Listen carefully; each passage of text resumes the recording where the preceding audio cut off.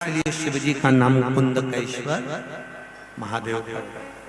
आप थोड़ा ध्यान देंगे स्वयं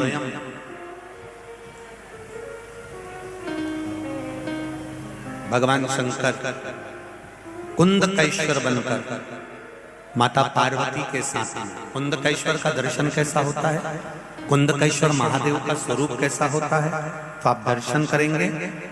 भगवान शिव की जटा बंधी हुई है और सिर पर फूलों से जटा सजी हुई है।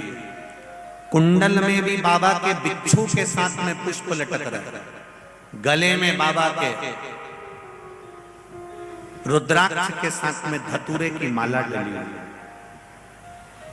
काय की माला है? धतूरे की। सुंदर आंख के पुष्प से बाबा का श्रृंगार है, फूलों से बाबा सजे हुए हैं, वो कुंदकेश्वर महादेव है। ध्यान देना, किसी बेटा बेटी पर, परिवार में किसी व्यक्ति पर जब कोई विशेष रोग सामने आ जाए, डॉक्टर ने बता दिया कि इनको ये वाली बीमारी लग गई है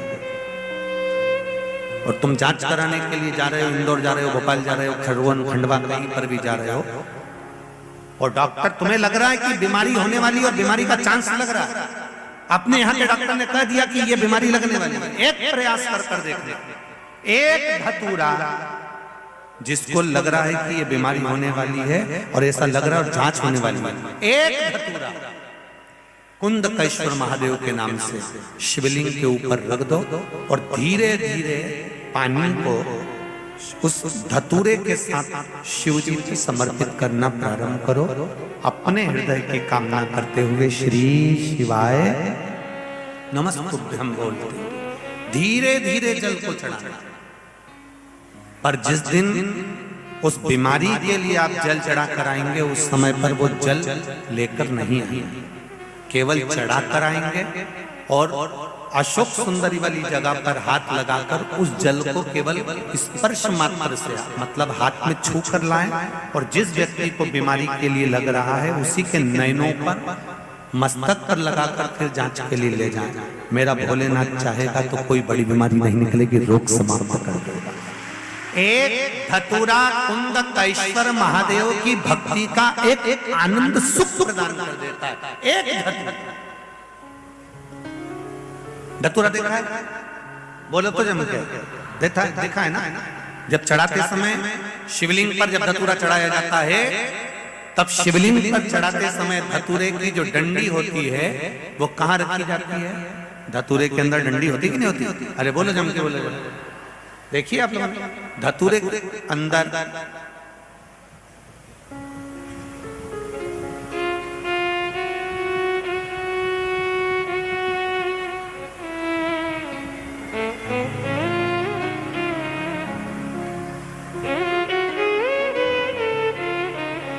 ये धतूरा, ठीक है। अब इसके पीछे आपको एक डंडी नजर आ रही है। जितने लोग चैनल पे देख रहे होंगे उनको भी स्मरण होगा, जितने लोग यहाँ से देख रहे होंगे तो एलईडी पर जितनी भी एलसीडी लगी है इन पर आप दर्शन कर रहे होंगे। ये जो डंडी,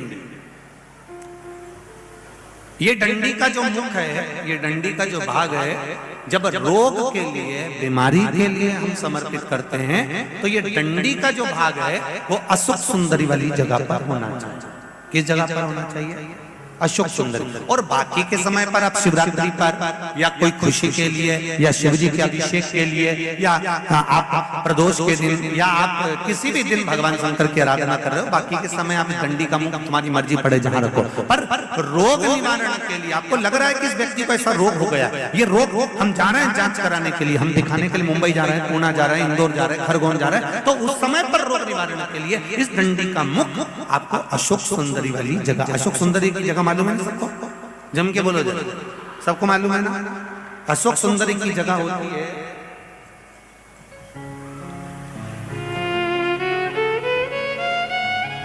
जैसे ये जलाधारी है गोल और यहां से पानी नीचे बह रहा है, उस पर जो शिवलिंग रखा हुआ है, ये शिवलिंग के सामने एक मोटी सी लाइन होती है जहां से पानी नीचे गिरता है। उसमें राइट में गणेश, लेफ्ट में कार्तिकेय, बीच में अशोक सुंदरी की एक मोटी सी लाइन, प्रत्येक जितनी भी जलाधारी होगी सब में होगी। सब यहाँ मोटी सी लाइन होगी, वो अशोक सुंदरी का स्थान है। तो ये जो डंडी का मुख होता है शिवलिंग के ऊपर आप जब धीरे से रखते हैं तो डंडी का मुख उसका अशोक सुंदरी की ओर होना चाहिए। कई शिवलिंग ऐसे होते हैं जिस पर धतूरा नहीं रखा था, तो बेलपत्री रखकर फिर धतूरे को रखा जाता है जल चढ़ाने के लिए। पर नाम कौन सा लेना है? जम के बोलो जरा। कुंदकाईश्वर। कौन से महादेव? ये रोग भगवान शिव।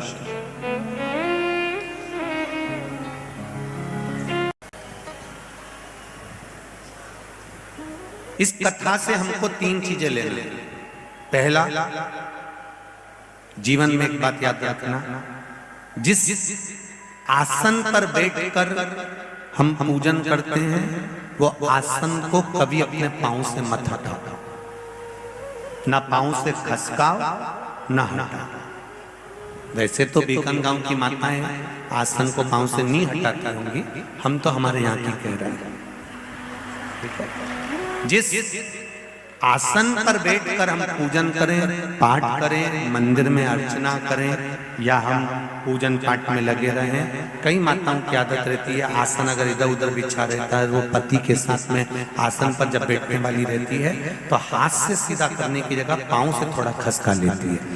पांव से अगर उसने खसकाया रखा तो पति के साथ बैठकर भले वो पूजन करती है, मना नहीं, पर जिस पूजन को वो कर रही होती है उसका पुण्य पति के भी खाते में नहीं जाता और पत्नी के खाते में भी नहीं जाता। इसका स्मरण ये अंधकासुर की कथा से हमको लेना है। दूसरा,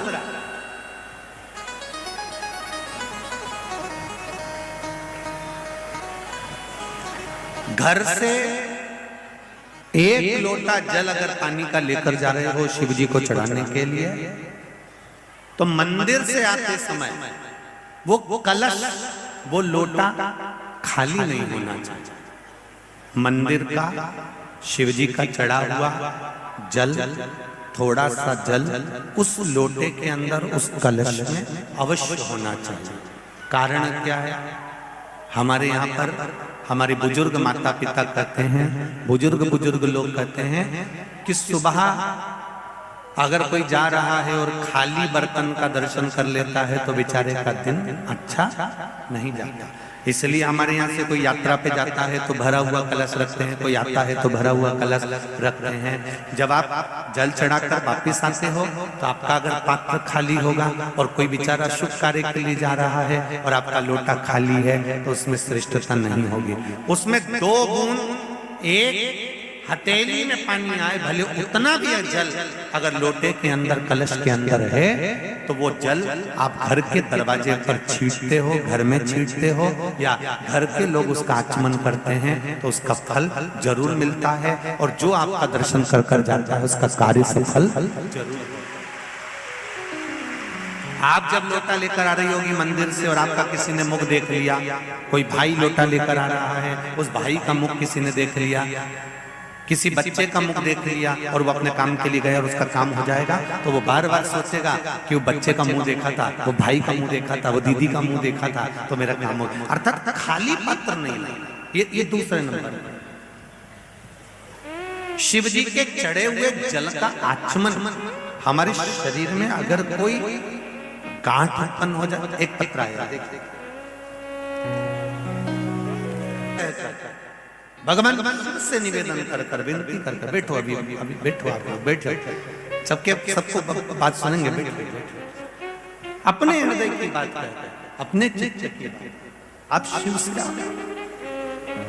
तो 3 चीजें याद रखेंगे। बीकान गांव वालों समझ में आ गया सबको? पहला, आसन में लाज से नहीं सरकाना ना उठाना। दूसरे नंबर पर खाली पात्र शिव जी को जल चढ़ा। और बहुत ध्यान देना, मंदिर का लोटा लेकर, मंदिर का पानी लेकर शिव को चढ़ाने से ज्यादा जरूरी है अपने घर का पानी लेकर जाओ। कारण उससे 3 दोष समाप्त होते हैं। पहला पितृदोष, दूसरे नंबर पर वास्तु दोष, तीसरे नंबर पर है काल सर्प दोष। ये 3 दोष घर का पानी ले जाकर शिव जी को चढ़ाने से समाप्त हो, घर से जल लेते।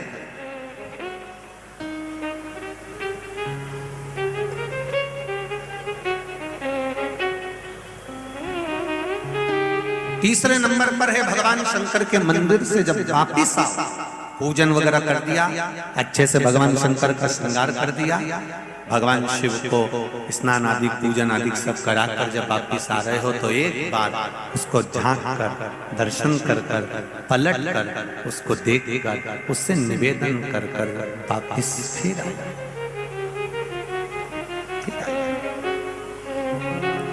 जिसको विश्वास रहे वही सेवा करे, विश्वास नहीं हो तो मानो तो मैं गंगा माहूं और न मानो तो बहता पानी। अगर मानोगे तो गंगा जल है, नहीं तो ऐसा ही बह रहा है। लोग उसमें चमड़ा भी धो रहे हैं, कपड़े भी धो रहे हैं, वस्त्र भी धो रहे हैं, चप्पल भी धो रहे हैं। और जिसने मान लिया कि ये गंगा का जल है तो पूजन करी, आराधना करी और गंगा का आचमन उसने गंगा जल मानकर करा है तो उसका कल्याण भी हुआ है। आप अगर मानोगे कि शिव है तो शिव मिलेगा। आपने अगर मान लिया कि हमने तो केवल कथा में सुना है, सियोर वाला हमारा चिल्ला चिल्ला करके था सारी समस्या का हल, एक लोटा जल, केवल आपने अगर दिखावे से करा तो उसका कोई महत्व नहीं है। अब दिल से शिव की आराधना करो। अंधकासुर को देखा, शिव जी ने कहा इसको पटक दे समुद्र के अंदर, नहीं ये आपका पुत्र है, मैं इसको ऐसे पटकने वाली नहीं हूं। शिव जी ने कहा ये मेरे नेत्र बंद करने के बाद प्रकट आया,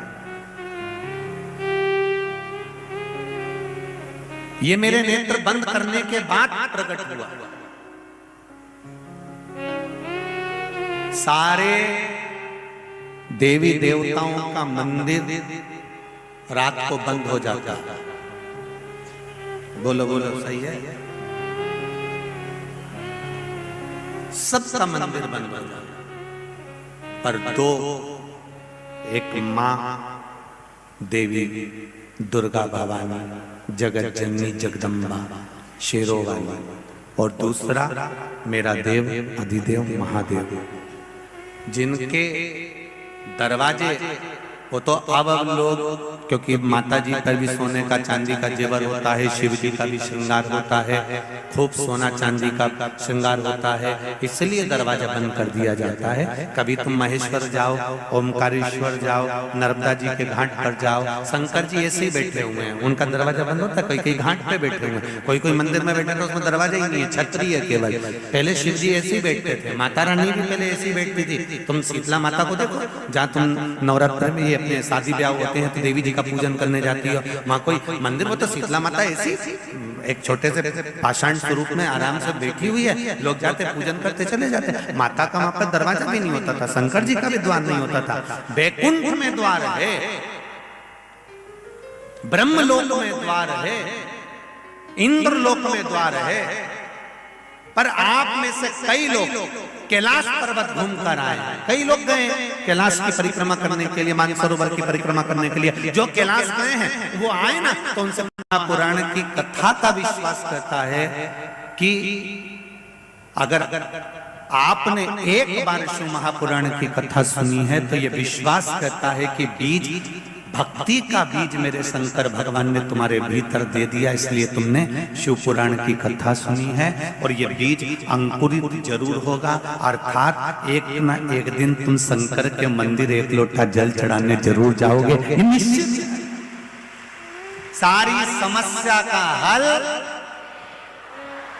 जम के बोलो जरा, एक लोटा जल, क्योंकि ये कलयुग नहीं, ये शिव युग है।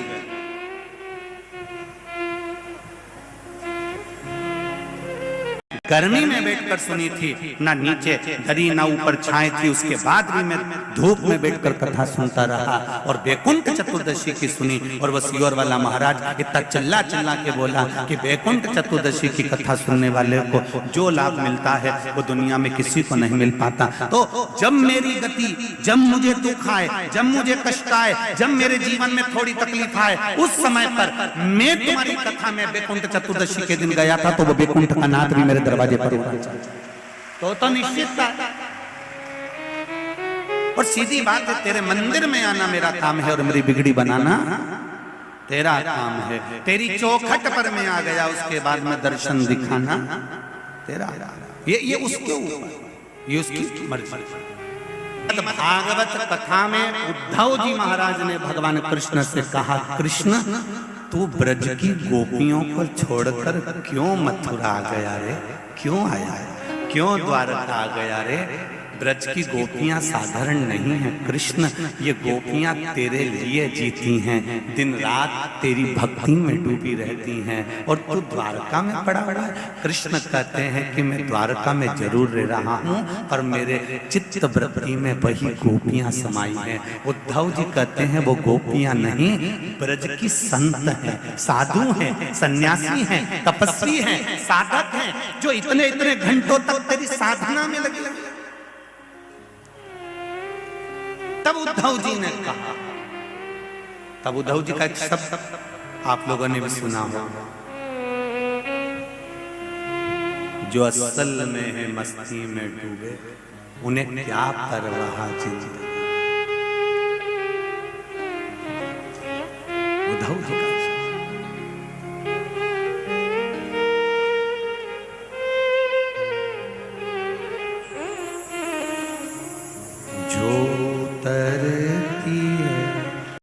परिवार वालों ने पूछा, चोरी जिंदा थी तब गंगा जल दे दिया था ना बेटा जब प्राण छूटा? नहीं नहीं तो मैंने